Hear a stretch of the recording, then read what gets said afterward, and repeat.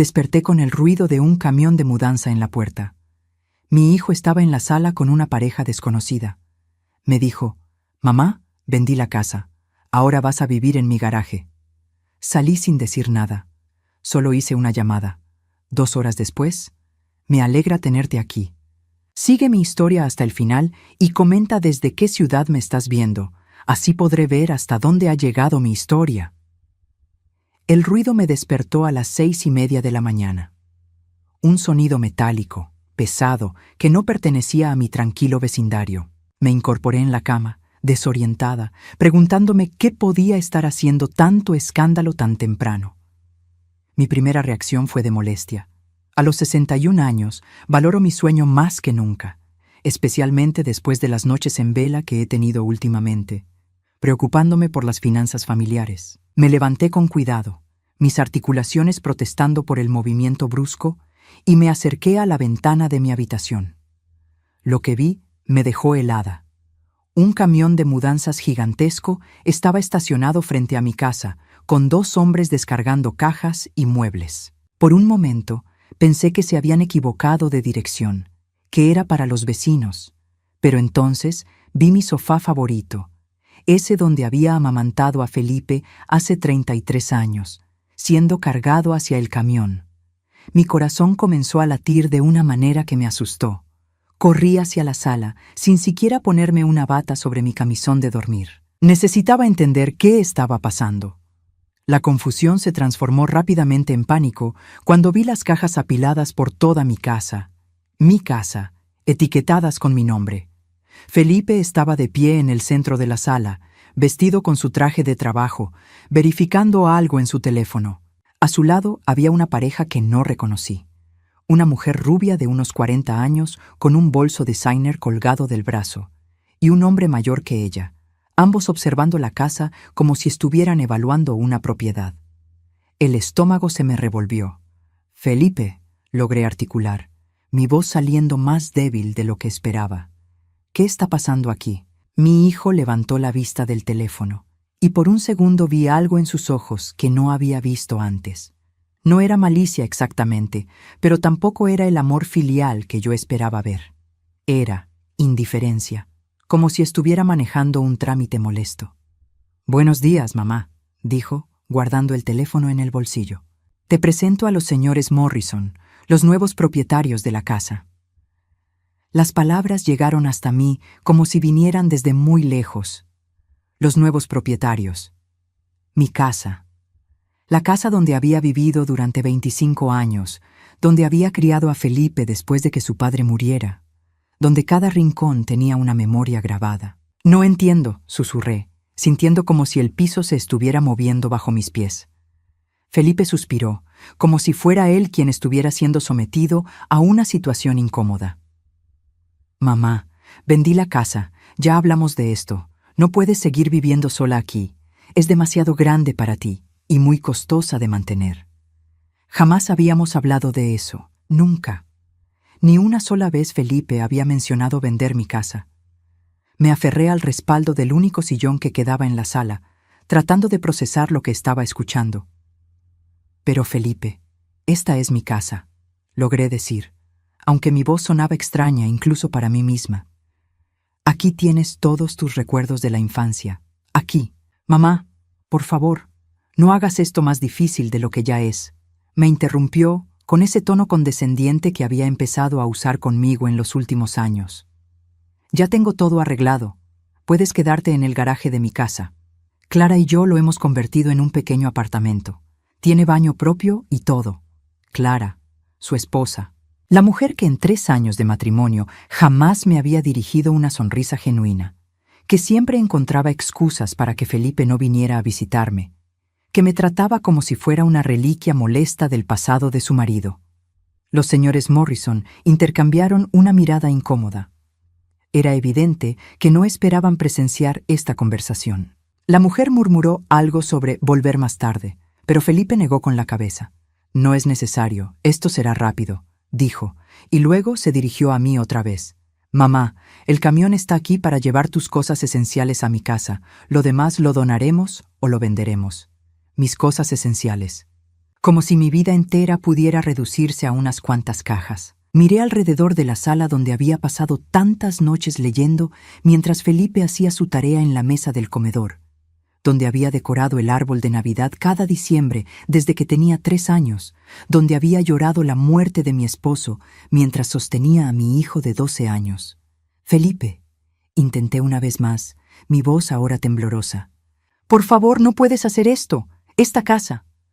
Mamá, me cortó nuevamente, pero esta vez su voz tenía un matiz de impaciencia que me golpeó como una bofetada. La decisión ya está tomada. Los papeles están firmados. Los Morrison ya pagaron. No hay vuelta atrás. En ese momento, algo se rompió dentro de mí. No fue solo mi corazón, aunque también se partió. Fue algo más profundo, más fundamental. La imagen que tenía de mi hijo, del hombre que había criado con tanto amor y sacrificio, se desintegró frente a mis ojos. Miré a Felipe, realmente lo miré, y por primera vez vi a un extraño. Este hombre de 33 años, con su traje caro y su actitud fría, no era el niño que había consolado durante las pesadillas. No era el adolescente para quien había trabajado turnos dobles para pagar su universidad. No era el joven al que había ayudado a conseguir su primer trabajo. Sin decir una palabra más, me di la vuelta y caminé hacia mi habitación. Escuché que Felipe decía algo a mis espaldas, pero ya no importaba. Cerré la puerta y me senté en el borde de mi cama. La misma cama donde mi esposo había muerto, donde había planeado quedarme hasta mi último día. Tomé mi teléfono con manos temblorosas y marqué un número que tenía memorizado, pero que no había usado en años. Mientras esperaba que contestaran, una calma extraña comenzó a invadirme. No era resignación, era algo diferente, era determinación. Mientras esperaba en esa habitación, escuchando el ruido de mis pertenencias siendo empacadas como si fueran objetos sin valor, los recuerdos comenzaron a llegar en oleadas. No podía evitarlo. Mi mente se transportó automáticamente a hace 21 años, cuando todo cambió para siempre. Roberto había muerto un martes por la mañana. Infarto fulminante a los 42 años, sin advertencia, sin tiempo para despedidas. Un día estaba discutiendo conmigo sobre si Felipe debía tomar clases de piano, y al siguiente estaba en un ataúd. Recuerdo vívidamente estar de pie junto a su tumba, sosteniendo la mano de Felipe de 12 años, prometiéndole en silencio que jamás le faltaría nada. Esa promesa se convirtió en el norte de mi vida durante los siguientes 21 años. Al principio fue devastador. Roberto había sido el sostén económico principal de la familia, y aunque yo trabajaba medio tiempo como asistente administrativa en una oficina médica, mi salario apenas cubría los gastos básicos. La hipoteca de la casa se volvió una montaña imposible de escalar, especialmente cuando Felipe comenzó a mostrar interés por deportes y actividades que requerían equipos costosos. Recuerdo perfectamente la primera vez que tuve que tomar una decisión difícil. Felipe quería jugar fútbol americano en la escuela, pero el equipo costaba $300, sin incluir el casco y las protecciones. Era dinero que simplemente no teníamos. Esa noche, después de que Felipe se durmiera, saqué el joyero de mi cómoda y contemplé el collar de perlas que Roberto me había regalado en nuestro 5º aniversario de bodas. No dudé ni un segundo. Al día siguiente vendí las perlas por $250 y busqué un trabajo de fin de semana limpiando oficinas para completar el resto. Ver la sonrisa de Felipe cuando le dije que sí podía jugar fútbol valió cada hora extra de trabajo, cada dolor de espalda, cada noche sin dormir. Eso fue solo el comienzo. Cuando Felipe tenía 15 años y mostró aptitudes para las matemáticas, conseguí un segundo trabajo nocturno introduciendo datos en una empresa de contabilidad. Trabajaba desde las 11 de la noche hasta las 4 de la madrugada. Llegaba a casa, dormía 3 horas y me levantaba para prepararle el desayuno y llevarlo a la escuela. Los fines de semana limpiaba casas para ganar dinero extra para sus clases de tutoría. Felipe nunca supo sobre los trabajos nocturnos. Le decía que tenía insomnio y que aprovechaba para hacer cosas de la casa. No quería que se sintiera culpable o que pensara que éramos pobres. Quería que tuviera una infancia normal, que no cargara con las preocupaciones económicas que yo llevaba como una mochila pesada todos los días. Cuando llegó el momento de la universidad, las cosas se volvieron aún más complicadas. Felipe había sido aceptado en 3 universidades diferentes, pero ninguna le había ofrecido una beca completa. La matrícula de su primera opción costaba $25,000 al año, una cifra que me quitaba el sueño. Fue entonces cuando vendí mi anillo de compromiso, ese anillo que Roberto había elegido con tanto cuidado, ahorrando durante meses para comprármelo. Lo llevé a una casa de empeño en el centro de la ciudad, donde un hombre que olía a cigarro me ofreció $1,200 por él. No era suficiente, pero era un comienzo. También hipotequé la casa por segunda vez. El banco no quería darme el préstamo al principio. Decían que mis ingresos no eran suficientes para garantizar el pago. Tuve que suplicar, literalmente suplicar, explicándoles que mi hijo era brillante, que valía la pena la inversión. Finalmente accedieron, pero con una tasa de interés que me obligó a conseguir un tercer trabajo los domingos, cuidando a una anciana del vecindario. Durante los 4 años de universidad de Felipe, viví prácticamente como una ermitaña. No salía a cenar, no iba al cine, no me compraba ropa nueva. Cada centavo que ganaba iba destinado a su educación, a sus gastos de manutención, a los libros que necesitaba. Cuando Felipe me llamaba para pedirme dinero extra para actividades sociales o viajes con sus compañeros, nunca le dije que no. Trabajaba horas adicionales, vendía cosas de la casa, hacía lo que fuera necesario. El día de su graduación fue el más feliz de mi vida. Ver a Felipe caminar por ese escenario, recibir su diploma de ingeniería, saber que tenía un futuro brillante por delante, hizo que cada sacrificio valiera la pena. Lloré de orgullo cuando lo abracé después de la ceremonia. «Lo logramos, mijo», le susurré al oído. «¿Tu papá estaría tan orgulloso?» Después de la universidad, Felipe consiguió un buen trabajo en una empresa de construcción. Finalmente podía respirar un poco más tranquila. Pensé que los años difíciles habían terminado, que ahora podríamos disfrutar de una relación más relajada, tal vez incluso que él pudiera ayudarme a pagar los préstamos que había acumulado por su educación. Pero en lugar de eso, Felipe se mudó a su propio apartamento y comenzó a visitarme cada vez menos. Al principio lo entendí. Era normal que un joven independiente quisiera su propio espacio. Pero cuando conoció a Clara hace 4 años, las visitas se volvieron aún más esporádicas. Clara. Desde el momento en que Felipe me la presentó, supe que no le gustaba. Era sutil, pero perceptible.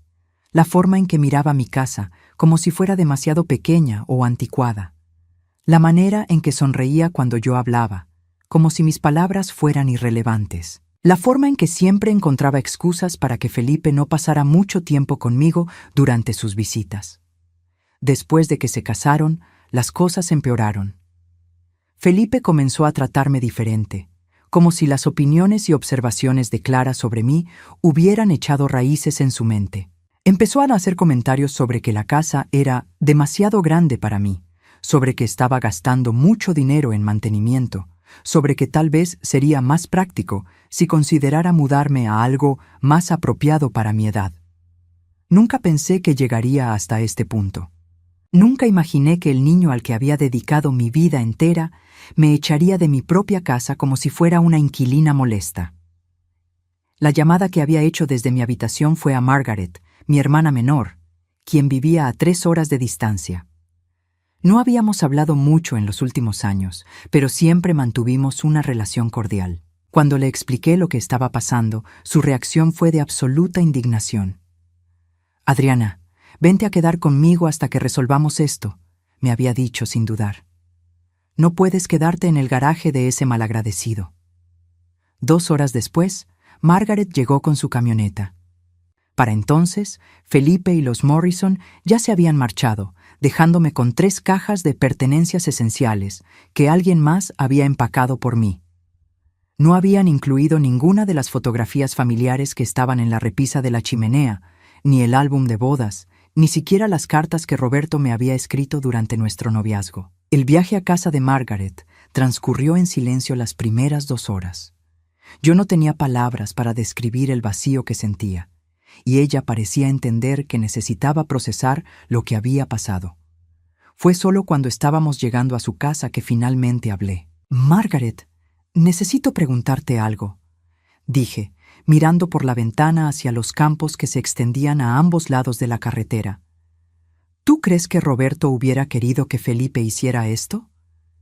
Mi hermana frenó el auto tan bruscamente que ambas nos sacudimos hacia adelante. Se orillaron en el acotamiento y me miró con una expresión que no pude descifrar. «Adriana», dijo lentamente, «por favor dime que no has olvidado lo del testamento». Un frío extraño comenzó a recorrer mi columna vertebral. «¿Qué testamento?» Margaret me miró fijamente, como si estuviera viendo a un fantasma. «El testamento de Roberto, el que firmó 3 meses antes de morir. Adriana, tú estuviste presente cuando el abogado nos explicó todo». La memoria llegó de golpe, como una ola gigantesca que había estado contenida durante 21 años. Roberto había insistido en hacer un testamento después de que su padre muriera y la familia tuviera problemas legales por la herencia. Fuimos juntos a la oficina del abogado Thompson, un hombre mayor con anteojos gruesos que olía a tabaco de pipa.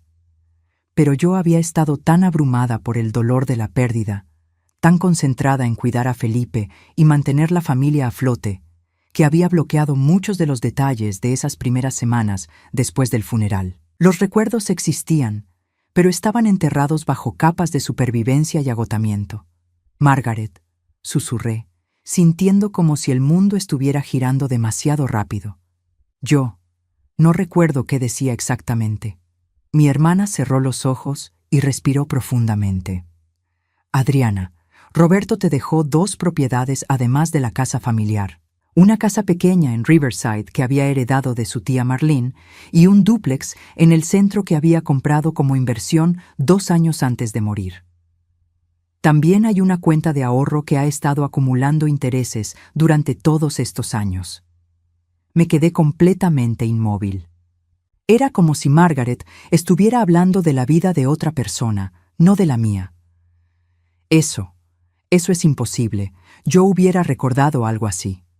«El abogado Thompson te dio todos los documentos», continuó Margaret, ahora con voz más suave. «Pero estabas tan destrozada por la muerte de Roberto, tan concentrada en Felipe, que dijiste que te encargarías de todo más adelante. Guardaste los papeles en una caja y nunca volviste a sacarlos». La caja. Recordé vívidamente una caja de cartón café que había estado en el closet de mi habitación durante años. Siempre había pensado que contenía documentos viejos de impuestos y papeles sin importancia de Roberto. Nunca la había abierto porque me dolía demasiado tocar sus cosas.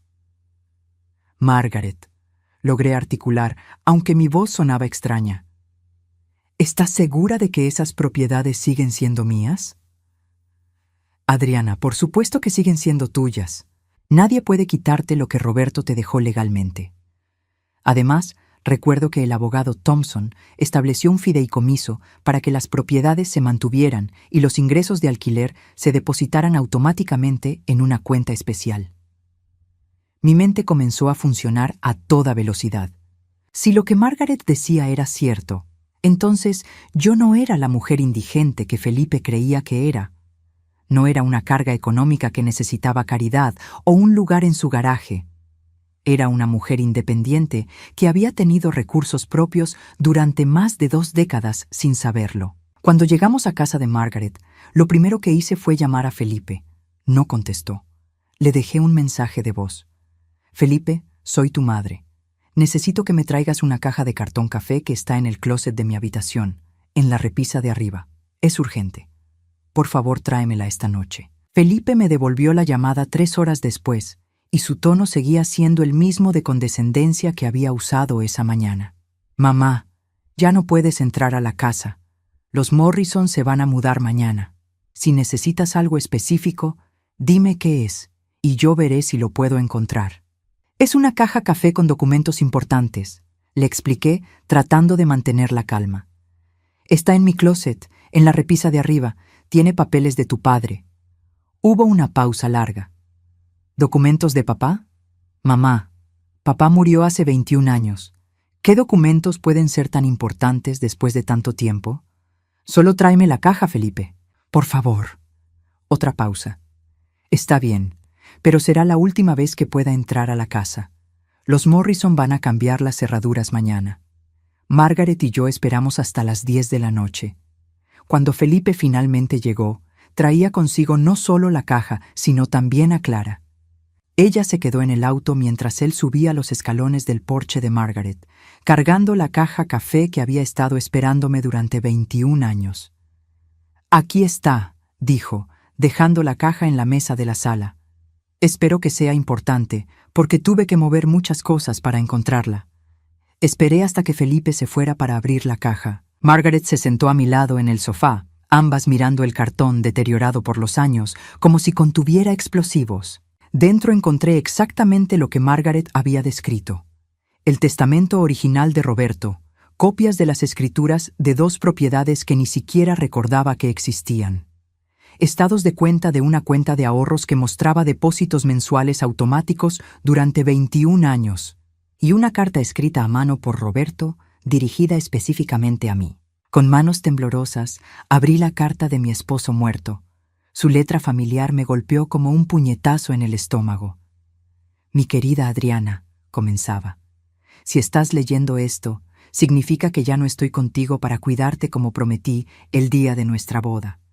Estas propiedades son para ti, para que nunca dependas de nadie más. Quiero que Felipe herede cuando tú ya no estés, pero mientras vivas, estos son tus recursos para hacer lo que te haga feliz. No sacrifiques tu bienestar por nadie más, ni siquiera por nuestro hijo. Eres más fuerte de lo que crees y mereces vivir en tus propios términos». Cuando terminé de leer, Margaret y yo nos quedamos sentadas en silencio durante varios minutos. Finalmente, mi hermana me puso una mano en el hombro. «Adriana», dijo suavemente, «¿te das cuenta de lo que esto significa?» Asentí lentamente, sintiendo como si estuviera despertando de un sueño de 21 años. No solo tenía propiedades y dinero que Felipe desconocía completamente, sino que tenía opciones, tenía poder, tenía la capacidad de elegir mi propio destino. Esa noche no pude dormir. Me quedé despierta en la habitación de huéspedes de Margaret, leyendo y releyendo cada documento que había encontrado en la caja. Los números eran abrumadores. La cuenta de ahorros había crecido hasta alcanzar $47,000, alimentada por los ingresos de alquiler de las 2 propiedades que había olvidado que tenía. El dúplex en el centro había estado siendo administrado por una empresa de bienes raíces durante todos estos años, generando $1,200 mensuales en ingresos. La casa en Riverside, más pequeña pero en un vecindario que se había valorizado considerablemente, producía $900 al mes. Durante 21 años, mientras yo trabajaba múltiples empleos y vendía mis pertenencias para pagar la educación de Felipe, había tenido $2,100 mensuales entrando automáticamente a una cuenta que había olvidado que existía. A las 6 de la mañana ya tenía un plan. Lo primero que hice fue llamar a la empresa de bienes raíces que había estado administrando mis propiedades. Una mujer llamada Patricia me explicó que habían estado enviando estados de cuenta anuales a mi dirección, pero que como nunca había respondido, asumieron que simplemente no necesitaba gestión activa de las propiedades. «Señora Adriana», me dijo Patricia con voz profesional pero amable, «sus propiedades han sido muy estables. El dúplex tiene inquilinos excelentes que han estado ahí por 5 años, y la casa de Riverside acaba de ser renovada porque el inquilino anterior se mudó el mes pasado. Podríamos aumentar el alquiler a $1,100 mensuales ahora que está actualizada». El segundo paso fue visitar un banco diferente al que había estado usando durante años. No quería encontrarme con ninguno de los empleados que conocían mi historia de préstamos y dificultades financieras. En el banco nuevo me trataron como lo que realmente era, una mujer con activos sólidos e ingresos estables. El asesor financiero, un hombre joven llamado David, revisó mis documentos con creciente respeto. «Señora Hernández», me dijo después de revisar todo, «usted tiene una posición financiera muy sólida. Con los ingresos de alquiler y sus ahorros, podría fácilmente calificar para una hipoteca de una casa nueva si eso es lo que desea». Pero yo no quería una casa nueva. Tenía una idea diferente. Esa tarde, conduje hasta Riverside para ver la casa que Roberto me había dejado. Era pequeña pero encantadora, con un jardín frontal bien cuidado y ventanas que daban a un parque. La empresa de bienes raíces me había enviado fotos de la renovación reciente. Pisos de madera pulidos, cocina actualizada, baño remodelado. Era perfecta para una mujer de 61 años que quería un nuevo comienzo. Lo más importante era que estaba a solo 40 minutos de donde vivía Felipe, pero lo suficientemente lejos como para tener mi propia vida independiente. No sería una huida dramática, sería una transición elegante hacia la vida que debería haber estado viviendo durante décadas. El tercer paso fue el más difícil emocionalmente. Tenía que decidir qué hacer con Felipe. Durante 3 días, evité sus llamadas.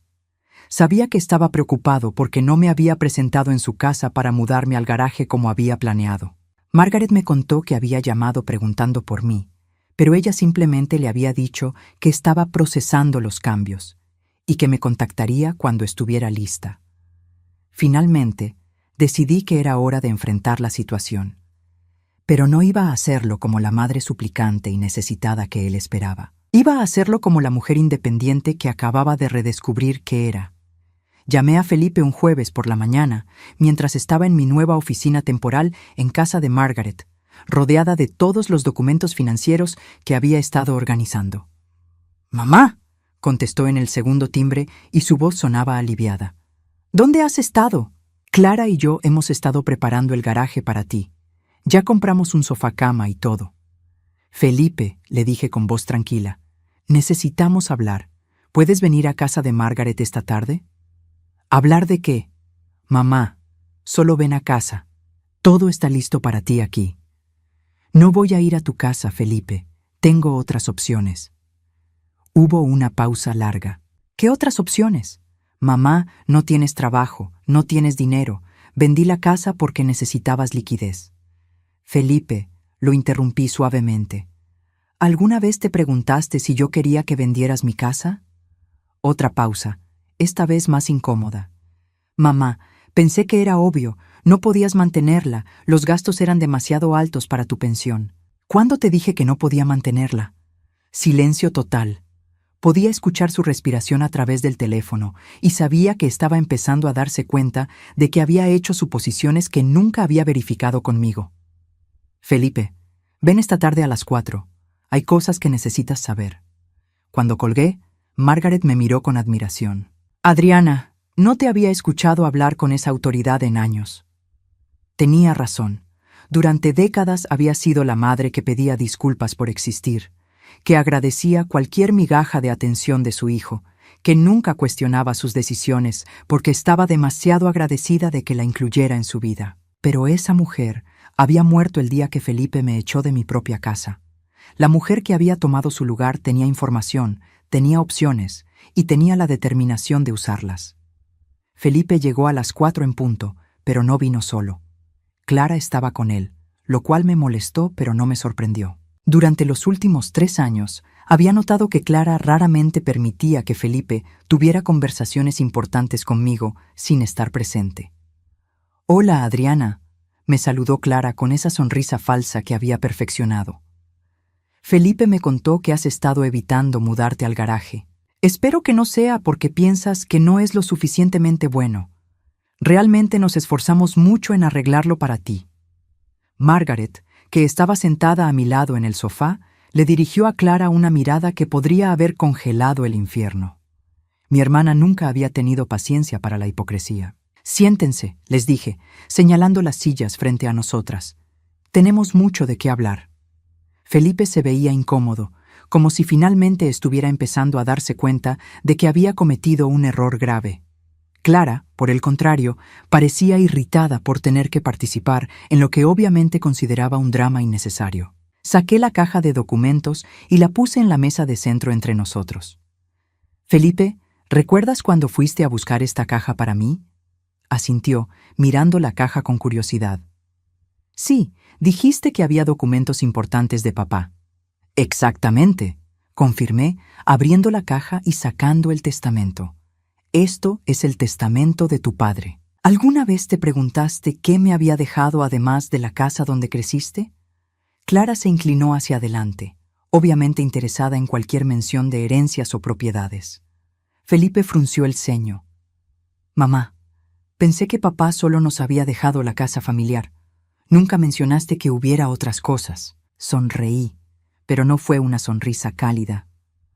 No las mencioné porque durante 21 años olvidé que existían. Estaba tan concentrada en cuidarte, en sacrificar todo por tu futuro, que nunca me tomé el tiempo de revisar adecuadamente lo que tu padre me había dejado para cuidar de mí misma. Puse los estados de cuenta bancarios sobre la mesa, junto con las escrituras de las 2 propiedades. Tu padre me dejó una casa en Riverside y un dúplex en el centro. También estableció una cuenta donde se han estado depositando los ingresos de alquiler durante todos estos años. Felipe palideció visiblemente. Clara, por el contrario, se puso tensa como un gato listo para atacar. El silencio que siguió a mi revelación fue ensordecedor. Felipe miraba los documentos como si estuvieran escritos en un idioma extranjero, mientras Clara había adoptado esa expresión calculadora que yo había aprendido a reconocer durante los últimos 3 años. Era la misma cara que ponía cuando estaba evaluando una situación para determinar cómo podía beneficiarse de ella. «Mamá», Felipe finalmente logró articular, su voz sonando extraña y distante. ¿Estás diciendo que has tenido propiedades y dinero durante todos estos años? No solo eso, respondí manteniendo mi voz calmada pero firme. He estado recibiendo $2,100 mensuales en ingresos de alquiler durante 21 años. Dinero que se ha estado acumulando en una cuenta porque yo ni siquiera sabía que existía. Clara se inclinó hacia adelante bruscamente, ya no pretendiendo desinterés.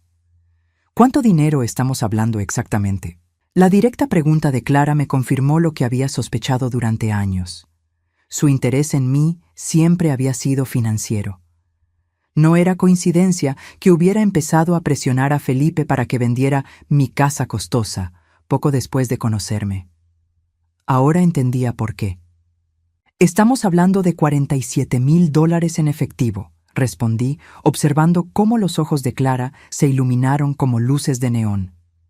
Más 2 propiedades que han estado generando ingresos estables durante más de 2 décadas. Felipe se hundió en su silla como si hubiera recibido un golpe físico.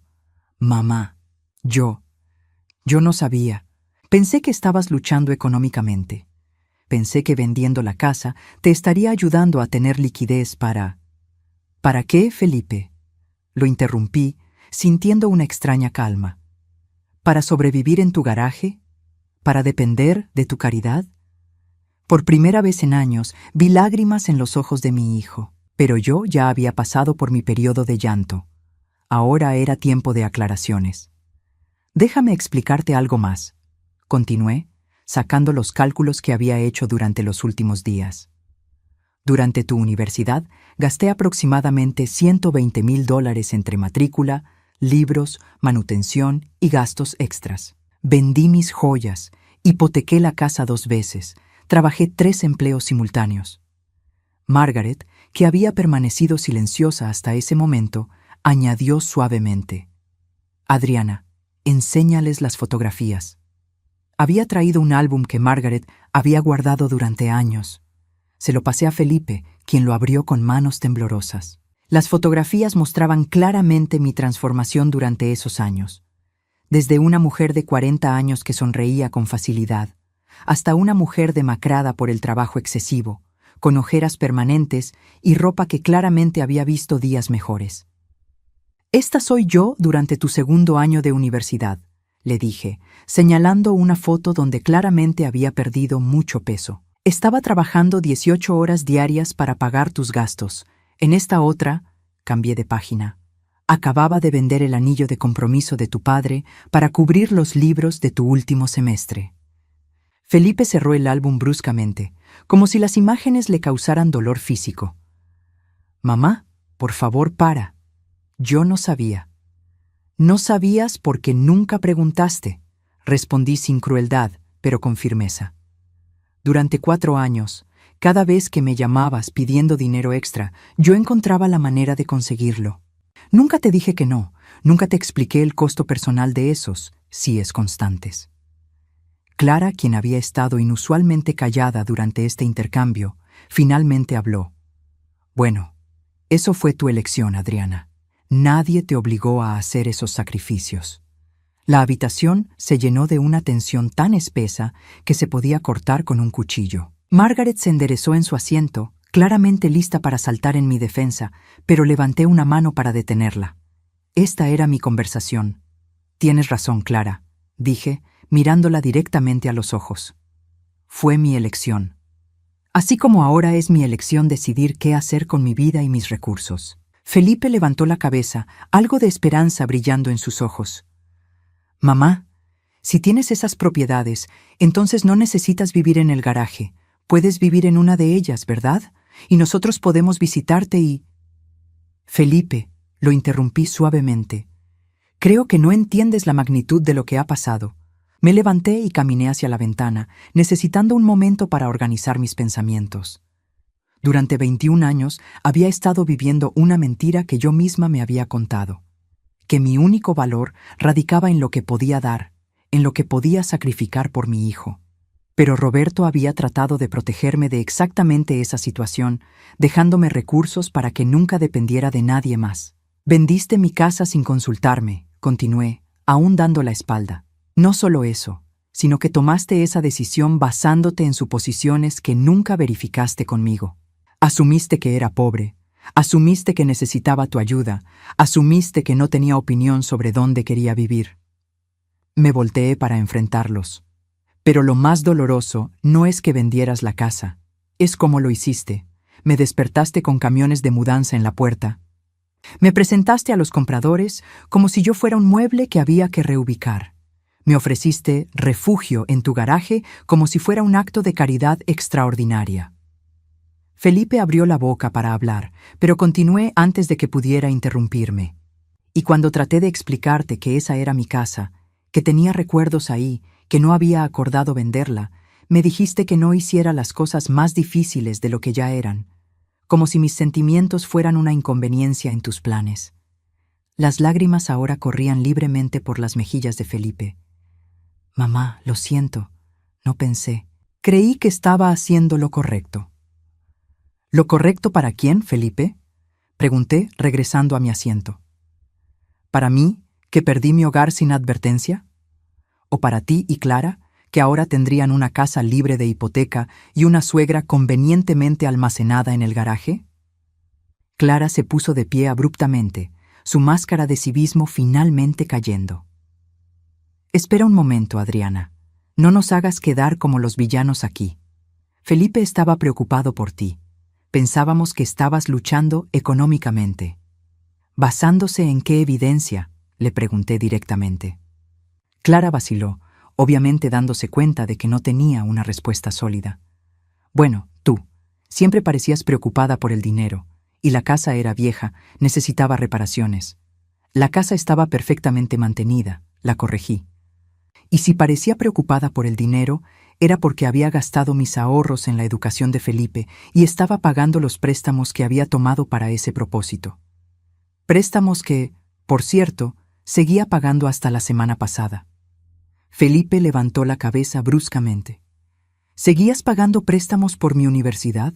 20 años después de tu graduación, sí. El último pago se realizó hace 10 días. El impacto de esta información fue visible en Felipe. Se veía como si acabara de darse cuenta de que había estado viviendo en una burbuja de ignorancia autoimpuesta durante años. Pero ahora entiendo algo más, continué, sintiendo una claridad que no había tenido en décadas. Clara, tú sabías que la casa estaba libre de hipoteca, ¿verdad? Por eso la presión constante para que Felipe me convenciera de venderla. Clara se puso rígida. No sé de qué estás hablando. Felipe, me dirigí a mi hijo, ignorando a Clara completamente. ¿Cuándo fue la primera vez que Clara sugirió que yo debería vender la casa? Felipe frunció el ceño, claramente tratando de recordar. Fue después de que nos casamos. Dijo que la casa era demasiado grande para ti y que podrías usar el dinero para... ¿Para qué, Felipe? para vivir más cómodamente, terminó débilmente. ¿Y dónde sugirió que viviera después de vender? Felipe palideció aún más. Dijo que podrías rentar un apartamento pequeño o venir a vivir con nosotros. En el garaje, completé por él. Por primera vez desde que había comenzado esta conversación, Clara mostró verdadera incomodidad.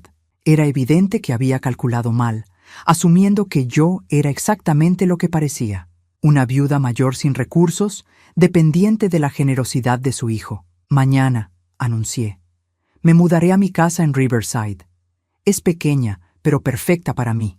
También voy a empezar a gestionar activamente mis propiedades de alquiler. Felipe se veía devastado. Mamá, por favor. Sé que cometí un error terrible, pero podemos arreglarlo. Podemos. Felipe, lo interrumpí gentilmente. Durante 21 años basé todas mis decisiones en lo que era mejor para ti. Ahora es tiempo de que tome decisiones basadas en lo que es mejor para mí.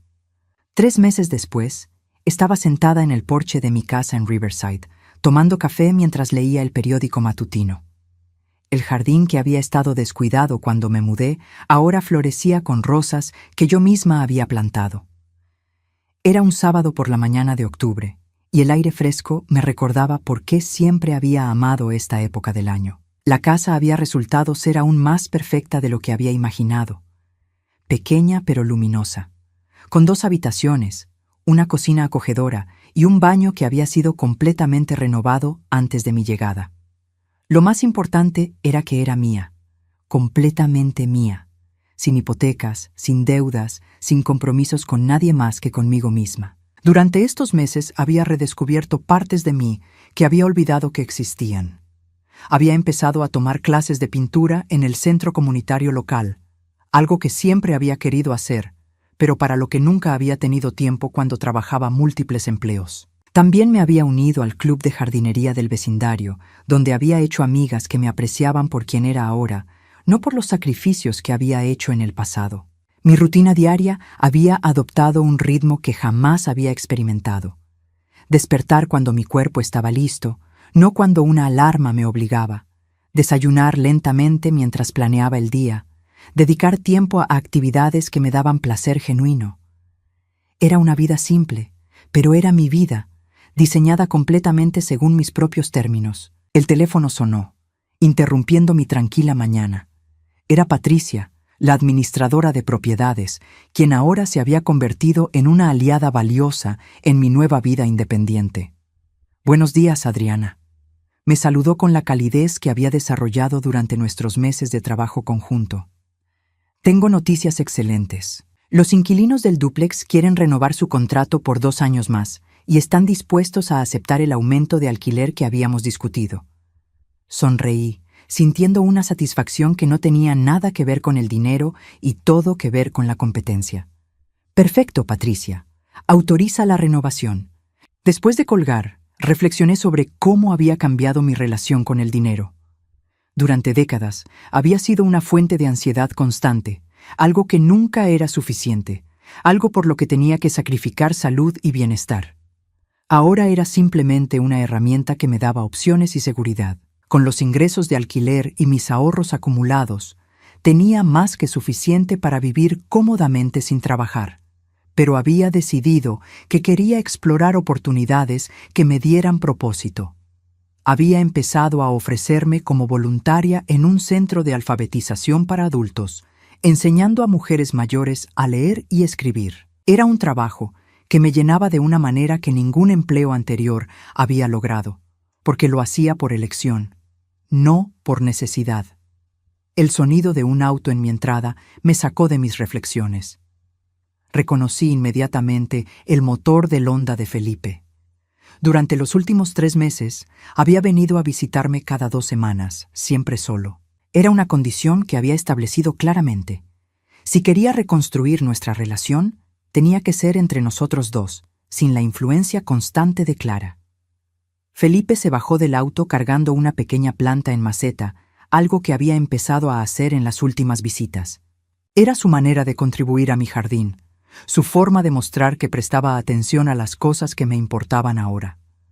«Buenos días, mamá», me saludó subiendo los escalones del porche. Se veía mejor que la última vez que lo había visto. Menos tenso, más presente. «Buenos días, mijo», respondí, usando el término cariñoso que no había utilizado en meses. Se lo había ganado gradualmente, a través de conversaciones honestas y cambios genuinos en su comportamiento. Se sentó en la silla junto a la mía, la misma rutina que habíamos desarrollado durante estas visitas. Primero tomábamos café juntos en el porche, luego él me ayudaba con algún proyecto en la casa o el jardín, y finalmente hablábamos. Conversaciones reales, no las interacciones superficiales que habían caracterizado nuestra relación durante años.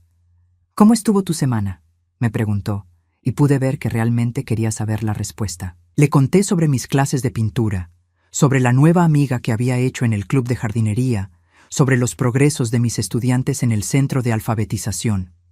Felipe escuchaba con atención, hacía preguntas, mostraba interés genuino en mi vida. Era una versión de mi hijo que no había visto en años. «Mamá», dijo después de un rato, «hay algo que he estado queriendo decirte». Me tensé ligeramente. Durante los últimos meses habíamos evitado conversaciones sobre el pasado, concentrándonos en construir algo nuevo en el presente.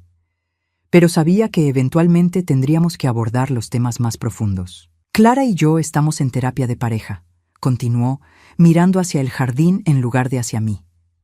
«Y yo también estoy yendo a terapia individual». Esto me sorprendió. Felipe nunca había sido alguien que creyera en la terapia o que admitiera necesitar ayuda externa. «El terapeuta me ha estado ayudando a entender cómo permití que mi relación contigo se deteriorara tanto», prosiguió. «Me está ayudando a ver patrones que no quiero repetir». Esperé en silencio, dándole espacio para continuar. Me di cuenta de que durante años dejé que Clara tomara decisiones sobre nuestra familia sin consultarte, sin considerarte realmente como parte de esas decisiones. Y peor aún, adopté sus perspectivas sobre ti sin cuestionarlas. Sus palabras me llegaron profundamente, no solo porque representaban una disculpa, sino porque mostraban una comprensión real de lo que había pasado. «También entendí algo más», añadió, finalmente volteando a mirarme. «Durante toda mi vida adulta, te traté como si fueras mi empleada emocional, no mi madre. Esperaba que estuvieras disponible cuando te necesitara, que te sacrificaras por mis necesidades, que fueras agradecida por cualquier atención que te diera. Nunca te traté como una persona independiente con sus propios deseos y necesidades». Sentí lágrimas formándose en mis ojos, pero no eran lágrimas de tristeza. Eran lágrimas de alivio, de validación, de esperanza. «Felipe», dije suavemente, «aprecio que hayas llegado a esas conclusiones y aprecio que estés trabajando en cambiar. ¿Hay alguna posibilidad de que podamos reconstruir nuestra relación?», preguntó, y por primera vez en años su voz llevaba vulnerabilidad genuina en lugar de expectativa de que yo dijera automáticamente que sí. Consideré su pregunta cuidadosamente. «Creo que ya estamos en ese proceso», respondí finalmente. «Estas visitas, estas conversaciones, el respeto que me has mostrado durante los últimos meses, eso es reconstruir una relación». Felipe asintió, claramente aliviado. «¿Y Clara?», suspiré profundamente. Esta era la parte más complicada. Felipe, Clara y yo tenemos una historia de desconfianza mutua que va a ser muy difícil de superar. Pero si ella realmente está trabajando en cambiar, si está dispuesta a tratarme con respeto genuino, entonces podemos intentar encontrar una manera de coexistir civilizadamente. «Ella quiere disculparse contigo», dijo Felipe. «Ha estado pidiendo que le dé la oportunidad de hablar contigo». «Tal vez», respondí, «pero será cuando yo esté lista y bajo mis términos». Felipe sonrió por primera vez en la conversación. «Me parece justo». Pasamos el resto de la mañana trabajando juntos en el jardín, plantando la nueva adición que había traído y reorganizando algunas de las plantas que había establecido durante el verano. Era trabajo físico, pero también era terapéutico, simbólico de nuestro proceso de sembrar algo nuevo entre nosotros.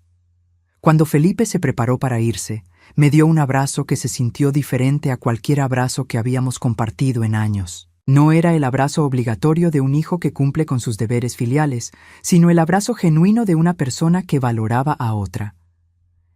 Te amo, mamá, me dijo al despedirse. Y lamento profundamente haber tardado tanto en demostrártelo de la manera correcta. Yo también te amo, mijo, respondí, y estoy orgullosa de la persona en la que te estás convirtiendo. Después de que se fue, me quedé en el porche viendo el atardecer. En la distancia podía escuchar a los niños del vecindario jugando en el parque, el sonido de la vida continuando su curso natural. Por primera vez en décadas, me sentía completamente en paz con mi lugar en el mundo. No había venganza en mi historia, no había dramáticos enfrentamientos públicos o castigos elaborados. En cambio, había algo mucho más poderoso: la recuperación de mi propia dignidad, la redefinición de mis relaciones en términos de respeto mutuo y el descubrimiento de que la verdadera libertad llegaba cuando dejaba de vivir para las expectativas de otros y empezaba a vivir para mí misma. Esa noche, antes de dormir, abrí el último cajón de mi cómoda donde guardaba la carta que Roberto me había escrito 21 años atrás. La releí una vez más, sonriendo al darme cuenta de que finalmente había seguido su consejo. Estaba viviendo en mis propios términos, había dejado de sacrificar mi bienestar por otros y había redescubierto mi propia fuerza. Gracias, mi amor, susurré a la fotografía de Roberto que tenía en mi mesa de noche. Tardé un poco, pero finalmente encontré el camino. Y por primera vez en 21 años me dormí no solo contenta, sino genuinamente feliz con la vida que había elegido para mí misma.